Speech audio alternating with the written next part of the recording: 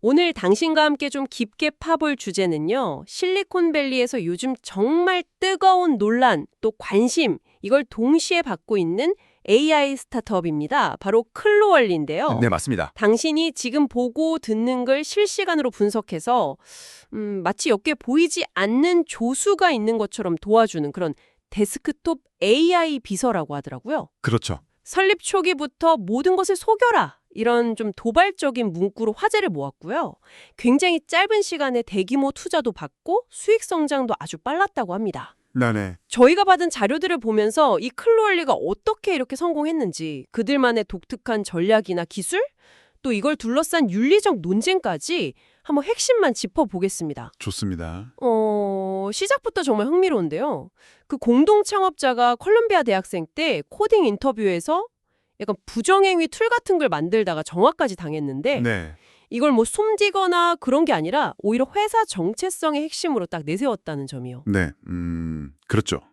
창업자인 로일리의 그 개인적인 서사 자체를 브랜드 자산으로 활용해버린 뭐랄까 창업자 주도 성장 전략이라고 볼 수 있겠죠. 아하. 특히 이게 Z세대, 젊은 세대한테는 이런 솔직함 아니면 뭐 논란 자체를 그냥 드러내는 방식이 어필했을 수도 있고요. 네, 그럴 수 있겠네요. 논란을 뭐 피하는 게 아니라 그냥 정면으로 돌파하면서 그걸 활용하는 상당히 영리한 접근이라고 봅니다. 재무적으로도 성과가 굉장히 빨랐는데요. 그 초기 ARR이라고 하죠. 연간 반복 수익이 300만 달러에서 시작했는데 기업용 제품 내놓고 일주일 만에 700만 달러로 확 뛰었어요. 와, 일주일 만에요? 네. 이런 빠른 수익화가 있으니까 투자 유치할 때나 아니면 시장에서 비판이 나올 때 좀 더 유리하게 대응할 수 있었던 거죠. 그렇군요. 근데 기술적으로 보면 이게 자체 AI 모델을 개발한 건 또 아니라고요. 오픈 AI의 GPT 같은 그런 기존 모델을 쓴다면서요. 아, 네, 맞습니다. 그럼 이 회사의 핵심 기술은 뭔가요? 컨텍스트 스티칭, 이게 핵심인가요? 네, 바로 그겁니다. 컨텍스트 스티칭. 이게 뭐냐면 당신의 컴퓨터 화면 내용이나 실시간으로 들어오는 오디오, 또 당신이 내리는 명령어, 이런 다양한 정보들을 싹 모아서요. 네. 이걸 외부 AI, 그러니까 뭐 GPT 같은 모델이 이해할 수 있도록 실시간으로 잘 조합해서 전달해주는 기술이에요. 아, 조합해서 전달하는 기술? 그렇죠. 그러니까 독자적인 AI 모델 개발보다는 이 정보를 빠르고 효율적으로 처리하는 시스템 엔지니어링 역량, 이게 클로울리의 기술적인 차별점이라고 할 수 있습니다. 그렇군요. 다만 여기서 이제 당신이 좀 생각해 볼 점은 사용자가 실제 대화 나누는 거랑 화면에 뜨는 AI 정보 사이에서 약간 인지 분할 같은 걸 겪을 수 있다는 거예요. 이게 좀 부자연스러워 보일 수 있다는 UX 문제가 제기되고 있습니다. 아, 그럴 수 있겠네요. 실제 대화랑 AI 도움 사이에서 약간 혼란스러울 수도 있겠어요. 그리고 모든 것을 속여라. 이 슬로건도 그렇고 성장팀, 그러니까 마케팅팀 같은 건가요? 네, 뭐 그로스 해킹팀이라고 하죠. 네. 그 팀을 전원 인플루언서로만 꾸렸다는 점도 그렇고 시장 접근 방식이 정말 파격적이에요. 맞아요. 단기적으로는 이게 확 관심을 끄는데 효과가 컸을 것 같은데 당신이 보시기에 이게 장기적으로도 계속 먹힐까요? 약간 유행 타는 거면 위험할 수도 있지 않을까요? 아주 중요한 지적이십니다. 확실히 서사나 관심에만 너무 의존하는 전략은 변동성이 클 수밖에 없죠. 네. 근데 클로월리는 이걸 간파한 것 같아요. AI 기술 자체가 점점 보편화되니까 기술 우위만으로는 이제 성공하기 어렵다고 본 거죠. 그래서 제품을 막 완성하기 이전부터 브랜드 인지도를 쌓고 소위 말하는 문화적 관련성을 만드는데 집중한 겁니다. 관심 자체가 일종의 해자, 모트, 즉 경쟁 우위가 된 셈인데. 아, 관심 자체가 해자가 된다. 네. 근데 말씀하신 것처럼 이 관심이 식었을 때가 문제겠죠. 그리고 되게 극단적인 워라밸 없는 조직 문화, 이것도 사실은 빠른 실행력을 위한 어떻게 보면 의도된 전략적 선택으로 볼 수도 있습니다. 그렇군요. 하지만 이런 파격적인 전력 때문에 윤리적인 논란은 정말 끊이지 않는 것 같아요.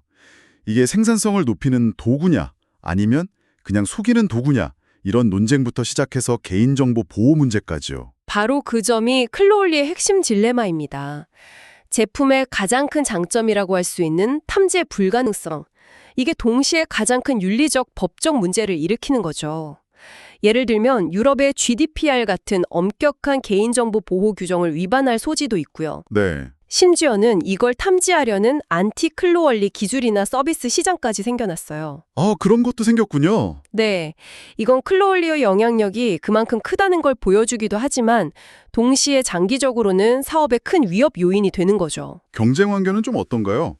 요즘 비슷한 AI 회의 도우미 같은 서비스들 꽤 많지 않나요? 네, AI 회의 비서 시장 자체는 굉장히 빠르게 크고 있는데요.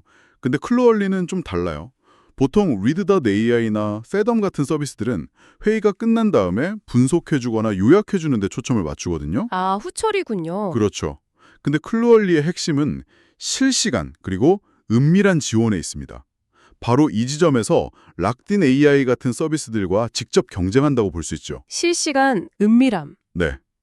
하지만 현재로서는 기술적인 우위보다는 이미 확보한 그 막대한 브랜드 인지도하고 배포 능력, 이게 클로얼리의 가장 큰 차별점이라고 할 수 있어요. 그렇군요. 그래서 당신이 주목해야 할 질문은 결국 이 관심의 해자가 과연 얼마나 견고할 것인가, 얼마나 지속될 것인가 하는 점입니다. 네. 정리를 좀 해보자면요.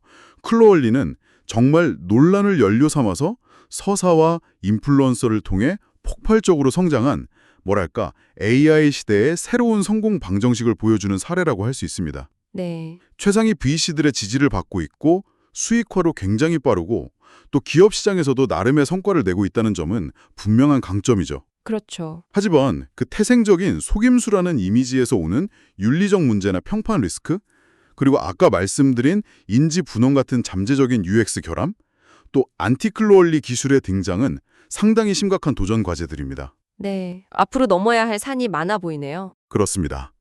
결국 클로얼리의 장기적인 성공은 이 추기의 과대 광고나 관심을 넘어서 실제 사용자들이 꾸준히 사용할 만한 실질적인 가치를 제공하고 또 방어 가능한 경쟁 우위를 증명해내야 하고요. 더불어서 이 윤리적인 문제들을 얼마나 슬기롭게 해결해 나갈 수 있느냐에 달려 있을 것입니다. 이 뜨거운 관심이 과연 지속적인 사업 성공으로 이어질 수 있을지 이건 앞으로 계속 지켜봐야 할 대목인 것 같습니다.